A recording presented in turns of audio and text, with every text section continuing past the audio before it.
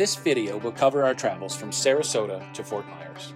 Unfortunately, our travels from Anna Maria Island to Sarasota were lost, so that portion of our trip will not be covered.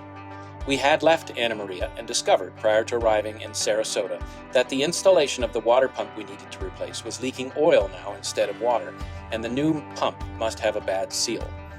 Ultimately, we went back to Anna Maria, bought another factory original pump, and had our new favorite mechanic install it for a second time. We then headed back to Sarasota to pick up our trip where we had left off. First, one cannot stop in Sarasota without snapping a shot of the 26-foot-high unconditional surrender statue, or the kissing statue. Heather and I also visited the must-see John and Mabel Ringling Museum, a 66-acre museum featuring an art museum, a circus museum, the Kadzin Mansion, and the Bayfront Gardens. Make sure you stop in to see the model railroad depicting a circus event that takes you from the unloading of the train cars through the setup and the grand event itself. While in Sarasota, we discovered that our bow thruster was not functioning properly and were suspicious that barnacles had taken root in our thruster tunnel. So we hired a diver in hopes that there would be a solution to the problem. Fortunately, for just $75, the diver went down under our boat in 62-degree murky water and scrubbed the bow thruster, the trim tabs, and all the through-hull fittings. His comment to us when he came up to tell us what he'd found was that there was bushes of barnacles interfering with our bow thruster. That was a new lesson for us, but was likely because the boat sat for quite some time while we were at Anna Maria. Today, we continue our journey down the Gulf Intracoastal Waterway from Sarasota to an anchorage in Pelican Bay, a distance of 45 nautical miles. During this portion of our trip, we had to traverse the Albee Road Bridge near Venice, which was being repaired at the time. There was a period of time when the bridge was completely closed, but fortunately for us, they had half the bridge opening on demand, and we were able to get through without much delay.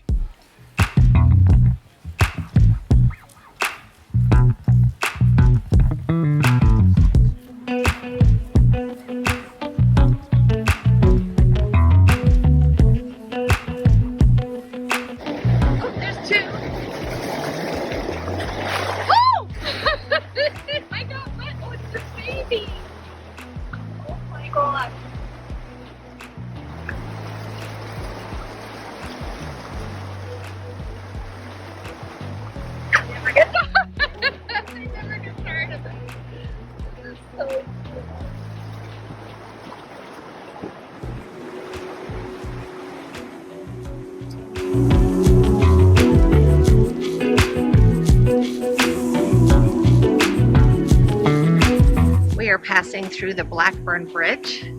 This is a swing bridge, much like what we go through in Little Current, although it seems to be much, much lower. Anyway, we hailed these guys and they stopped the traffic, and the bridge operator has stayed in the middle of the bridge. It's got 9 feet of clearance. We definitely were not going under this bridge.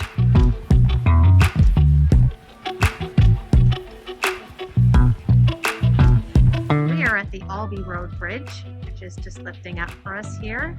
This bridge has been having work done on it, and so that's why only one side is raising.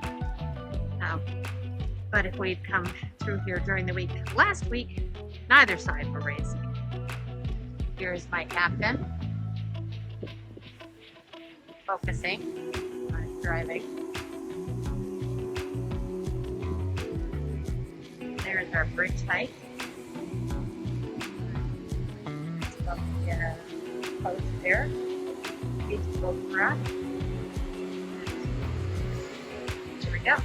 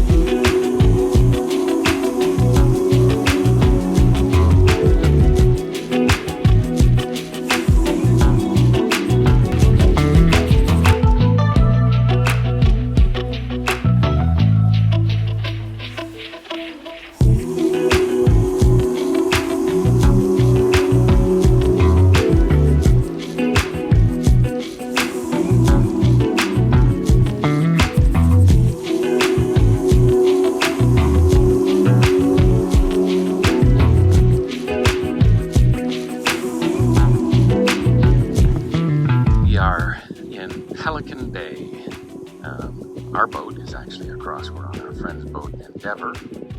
This was the entrance to Pelican this way, and Pelican Bay. It's not a super deep bay, but it was just fine for us. Little under 10 feet deep, or 8 feet, I guess. And so we've got a few other loopers in here, including Stay Cool, who are Canadian looper friends of ours, and then we're on Endeavor, as I mentioned, who are also looper friends that we've run into many times on the loop. And so we're just enjoying being on an anchorage again. We stayed just one night in Pelican Bay, and after a good catch-up visit with some looping friends and a dinghy ride around the bay to explore, we were off to Cape Coral, a further 25.3 nautical mile run.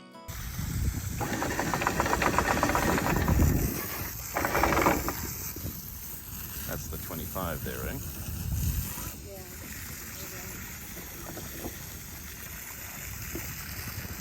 Yeah. Our red marks mean we're at the 25 feet. Looks like that debris that you had is rinsed off.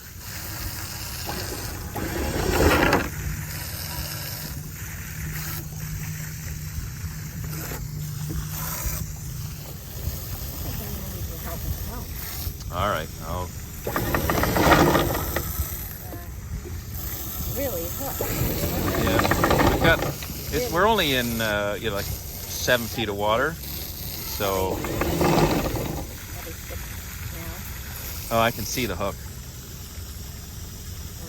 We're not over top of the spring. You just see it at the water line.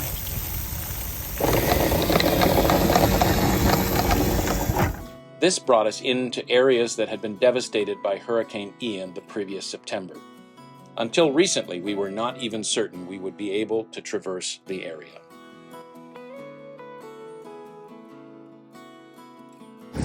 We're getting into some of the area where there was damage from the hurricane. I think I can show you this anymore, but right in here is part of this guy's roof. But it seems to be being rebuilt.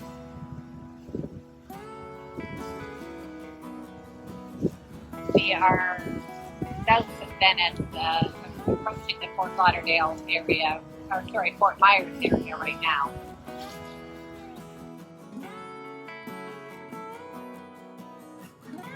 It's sunset, and we are in Cape Coral, or Fort Myers, basically, at a small anchorage behind I think this is a Westin hotel, if I remember correctly.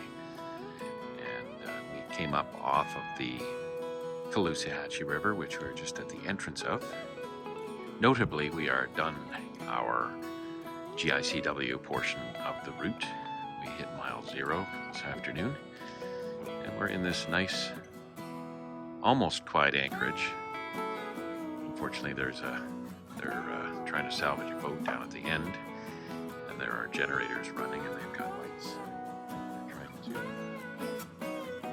run it all night. Upon departing our anchorage in Cape Coral, we would leave the GICW and begin our journey on the Caloosahatchee River. This would take us right through Fort Myers, where the devastation, even months later, was heartbreaking. Our destination was Sweetwater Landing Marina, which was a 19.3-mile journey. This would be the last stop before we started traversing locks again and headed for fresh water.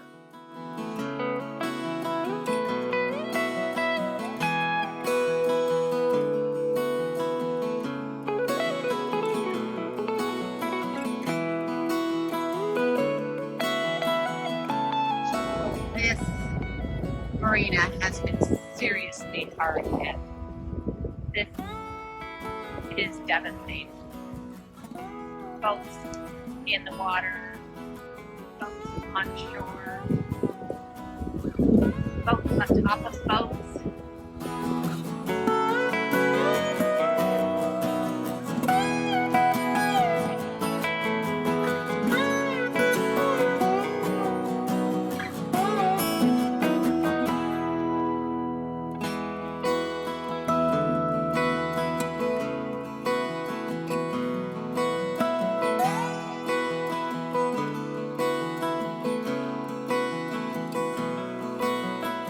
Once we arrived at Sweetwater Landing Marina, we had our friends the Thompsons joining us for the next portion of our journey, which would take us through the Caloosahatchee River to the Okeechobee Waterway and on towards Stewart.